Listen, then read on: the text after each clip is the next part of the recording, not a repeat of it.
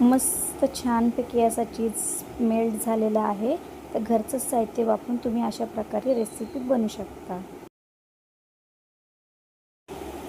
तर इथे मी काही बटाटे उकडून घेतले आहेत आणि त्यांच्या साली सोलून घेऊन ते मॅश करून घेतले आहेत। त्यामध्ये आता थोडासा गरम मसाला आपल्याला ॲड करायचा आहे आणि त्यानंतर थोडासा चाट मसाला ॲड करायचा आहे आणि नंतर थोडासा असा मॅगी मसाला भुरभरून घ्यायचा आहे थोडासा आणि कोथिंबीर सोडून कसुरी मेथी टाकायची आणि आपल्याला थोडंसं तांदळाचं पीठ टाकायचं आहे 2 चमचे आणि हे छानपैकी असं मस्त मळून घ्यायचं आहे, व्यवस्थित एकजीव करून घ्यायचं आहे आणि त्याचे छानपैकी आपल्याला असे गोळे बनवायचे आहेत व्यवस्थित। आणि गोळे बनवून झाल्यानंतर काय करायचं, त्याला असं मध्ये थोडंसं होल पाडून त्याच्यामध्ये थोडंसं चीज आपल्याला टाकायचं आहे। असं चीज थोडंसं क्यूब टाकायचं आणि पूर्ण गोळा असा व्यवस्थित मळून घ्यायचा आहे, व्यवस्थित एकजीव करायचा आणि थोडासा गोळा असा मळून घ्यायचा आहे पूर्ण आणि पुन्हा असा वडा बनवून घ्यायचा आहे।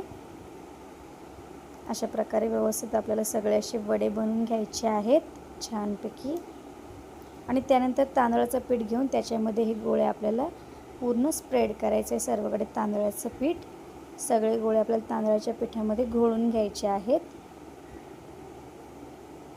आणि त्यानंतर कढईमध्ये आपल्याला काय करायचे, तेल गरम करत ठेवायचं आणि कडक अशा तेलामध्ये आपल्याला हे गोळे आपल्याला हलक्या हाताने सोडून द्यायचे।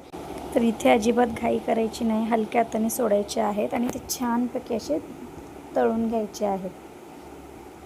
असे छान कडकडीत तेलात तळायचे आणि गोल्डन ब्राऊन होईपर्यंत आपल्याला हे तळून घ्यायचे।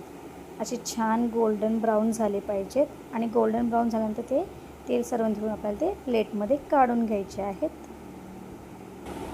आणि एका सर्विंग प्लेटमध्ये आपल्याला ते सर्व करायचं आहे सॉससोबत आणि त्याच्यावरती थोडंसं असं चीज स्प्रेड करायचं आहे। चीज लहान मुलांना खूप आवडतं, त्यामुळे चीज असं स्प्रेड करायचं आहे। तर हे बघा मस्त छानपैकी असं चीज मेल्ट झालेलं आहे। असं घरचं साहित्य वापरून तुम्ही हे वडे बनवू शकता। व्हिडिओ आवडल्यास नक्की लाईक करा, शेअर करा आणि बेल आयकॉन क्लिक करा आणि अशाच नवीन रेसिपीसाठी चॅनेलला सबस्क्राईब करायला विसरू नका।